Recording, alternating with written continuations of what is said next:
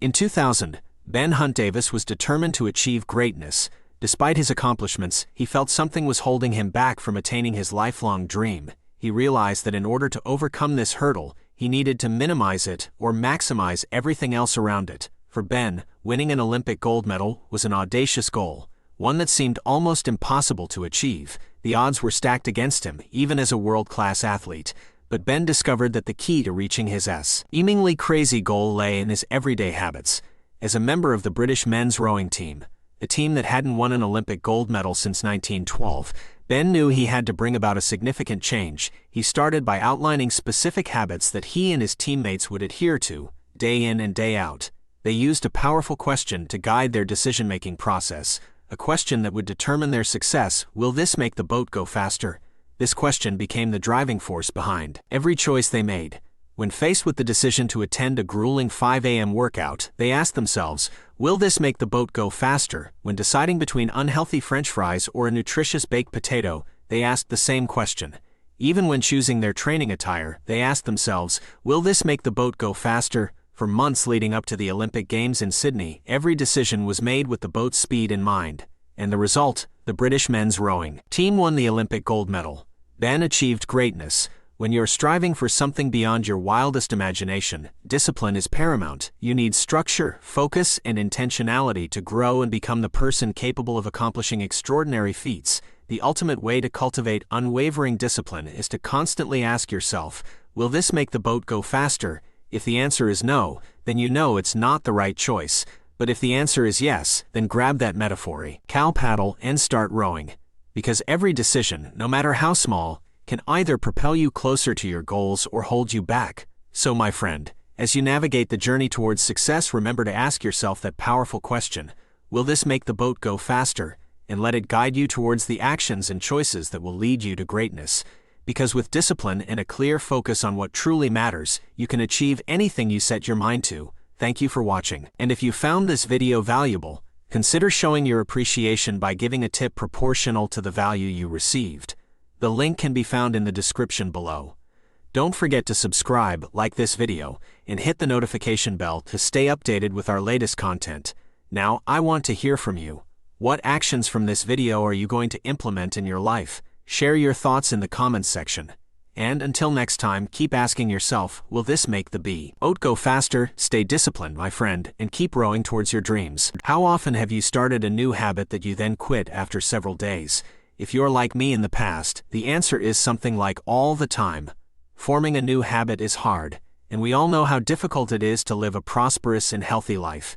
If it were easy, everybody would do it. So why is it that far too few people actually start small when trying to make a change? I think it's because we can get too excited about the idea of making a change or doing something new.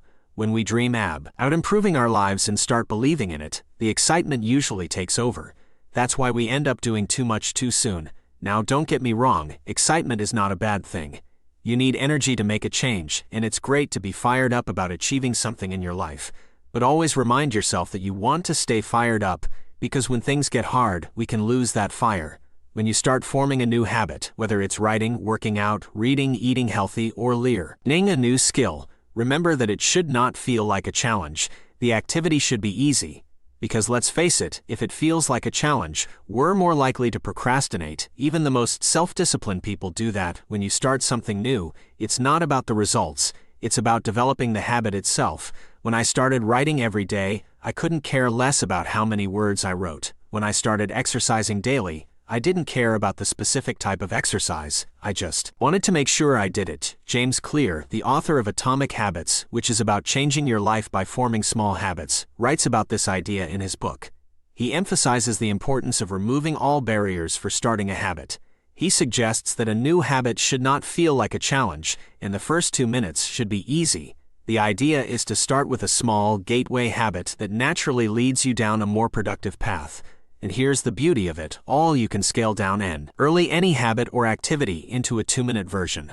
Want to read every day? Start by reading just 1 page. Want to meditate daily? Start by sitting in a meditation position for 2 minutes. Want to study for an exam? Open your book. It's all about getting started, and by making the first 2 minutes easy, it becomes nearly impossible to procrastinate. When you focus on the big outcome, It's easy to get overwhelmed and say, screw this. So instead, shift your focus to the small start. Look at what you want to achieve in your life and identify the habits that will make it happen. Then scale down those habits into 2-minute activities. The goal is not just to get started, it's to keep going. Changing your lifestyle is not an easy thing, especially if you've been living in a certain way for a long time. It takes time and patience. So, change your perspective accordingly. Your first priority should always be to form the habit, something you do regularly. Don't worry about the results or why pages you've read, how hard you've worked out, or how long you haven't smoked a cigarette. Focus on what you did today and don't get caught up in metrics. Remember, life is a competition with yourself, not with others, and if you want to win, you must make it easy for yourself. Start small, stay consistent, and celebrate the progress you make. Eventually, those small habits will add up to big changes in your life. So, what actions from this video are you going to implement in your life? How are you going to start small and develop those habits? Let me know in the comments below. And if you found this video valuable and want to support the channel, you can give a tip proportional to the value you received. The link can be found in the description. Thank you for watching, and remember, success is built one small habit at a time. Keep pushing forward, and I'll see you in the next video. If you've been on the internet long enough, someone has surely tried to sell you the dream of ditching the 9-to-5 and becoming an entrepreneur. It's a great sales pitch, but it often misses a crucial fact. Many entrepreneurs find themselves working every hour of the day. In fact, 57 work 6 days a week, and 20 work 7 days a week. They chase freedom but end up chained to their business.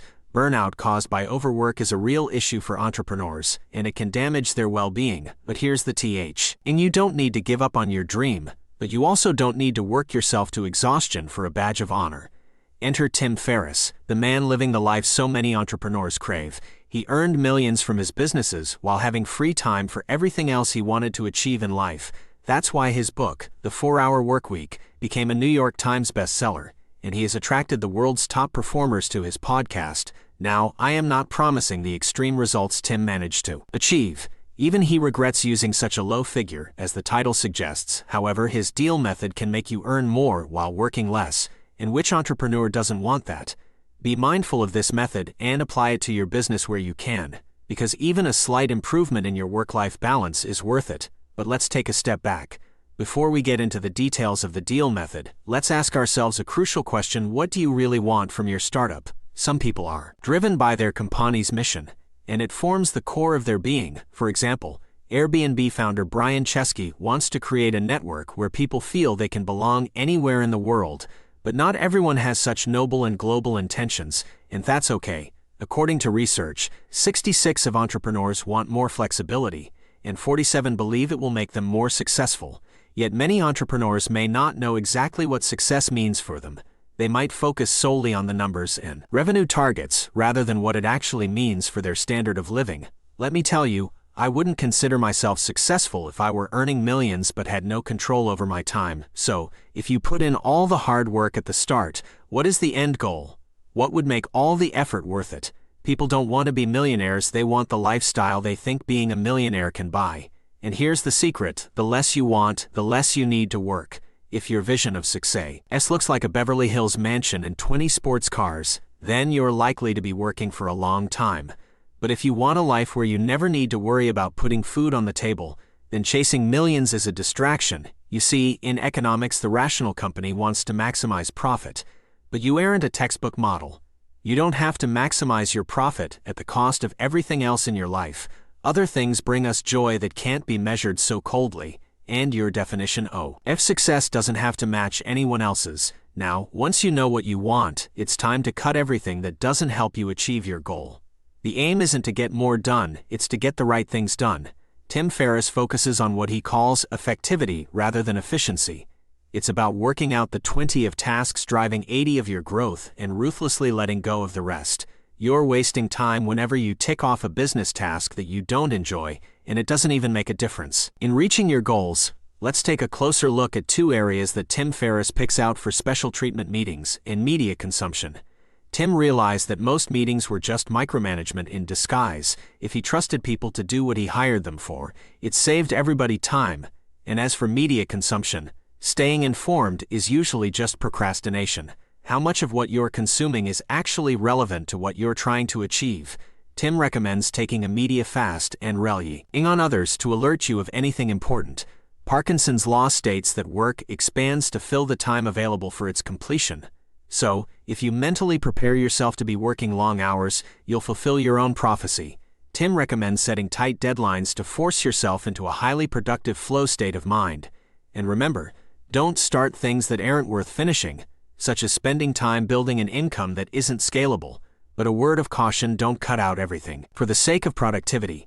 As Claudia Hammond pointed out on Rangan Chatterjee's podcast, it's better to work longer hours but enjoy casual chats with your colleagues or employees than to have your time but be miserable the whole time. Becoming a machine won't make you happy, so beware of cutting the small things that brighten up your day. Now for the remaining tasks, we need to make sure they take up as little of your time as possible. This is where surrendering your old methods becomes crucial. You may have found some that are time-consuming but effective, but letting go allows you to either delegate or automate.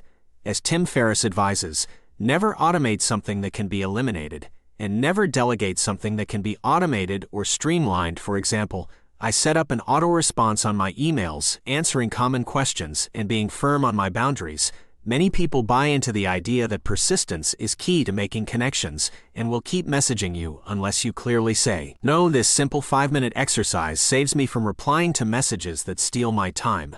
A little bit of time spent Googling how to save time on different tasks could save you a lot of time in the long run. And here's the best part: there's an app for almost everything now. As companies compete more on customer experience, there's never been a better time to find solutions. Entrepreneurs with significantly busier schedules may need to invest in staff. Virtual assistants are surprisingly cheap, and take away low-value tasks, freeing you up for high-value tasks. The hardest part is letting go of micromanaging the assistants and learning to trust them.